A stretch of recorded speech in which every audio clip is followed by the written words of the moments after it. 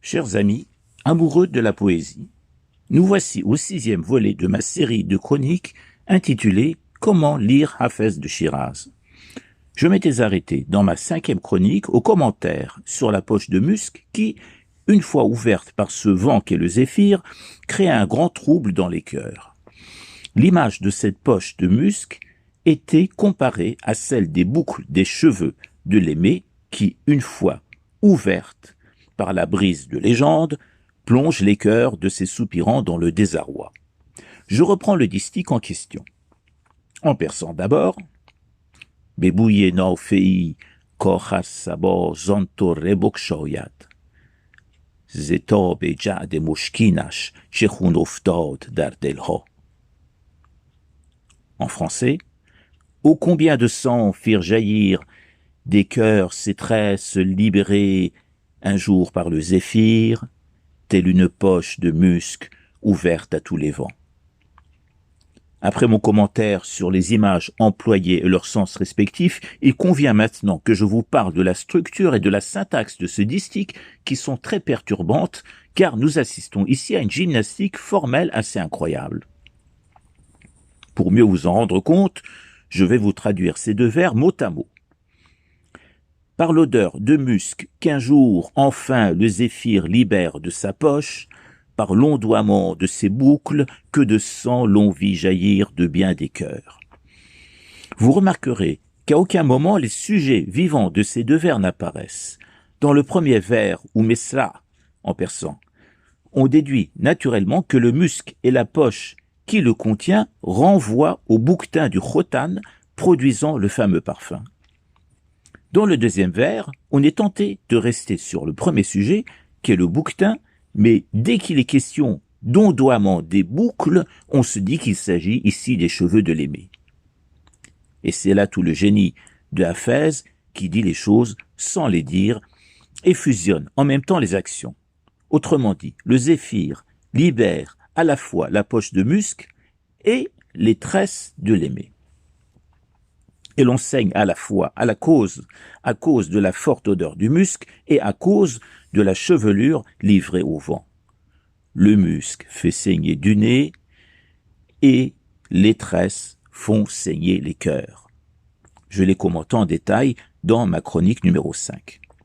De surcroît, cette interpénétration se dédouble d'une fusion sémantique puisque le mot moshkin, qui signifie musqué, donc parfumé, peut se lire également sous la forme de meshkin, signifiant noir ou sombre, couleur identique pour le musc et la chevelure en question. La mise en parallèle, qui est aussi une sorte de mixage des deux vers, se dédouble en début de chaque vers d'une redondance avec les mots B et Z qui signifient par l'odeur et par l'ondoiement. En termes de rhétorique, on appelle ce procédé une anaphore.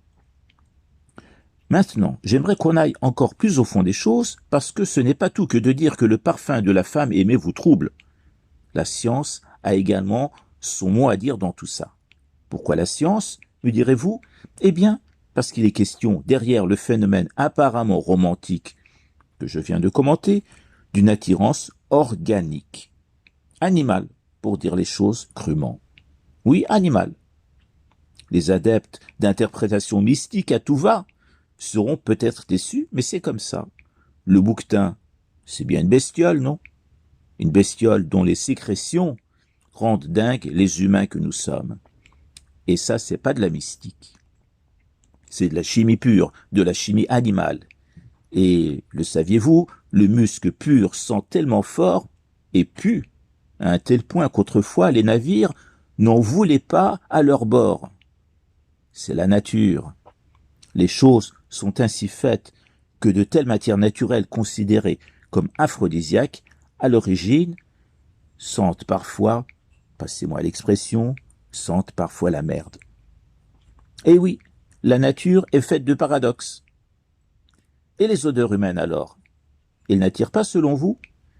Dans le distique de Hafez que je viens de décrypter, on assiste bien au phénomène là où une odeur libérée par un corps féminin rend maboule les hommes alentours.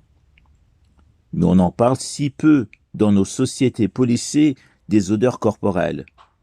Vous en avez peut-être fait l'expérience avec votre chéri, au masculin ou au féminin. Celle-ci ou celui-ci ayant laissé graver en vous une empreinte olfactive de son corps qui vous a tourneboulé plus d'une fois. Nous sommes quand même des mammifères. Des mammifères supérieurs, certes, mais des mammifères. Et c'est sans doute pour cela que nous sommes emportés par des odeurs animales. Maintenant, je vais vous surprendre encore plus en vous révélant que les parfums d'origine animale, les plus fameux et les plus coûteux du monde, sont de la même veine que celui prélevé sur le bouquetin. Ils puent grave au moment de leur extraction. Mais je vois qu'en timing, j'atteins à nouveau les limites de ma chronique et que je vais devoir abréger ce 6e volet en attendant de vous en dire plus dans une 7e chronique. Croyez-moi, vous ne serez pas déçus. Alors, si cette chronique vous a plu, n'hésitez pas à la partager. Quant à moi, je vous donne rendez-vous à très bientôt pour la suite de notre aventure hafézienne.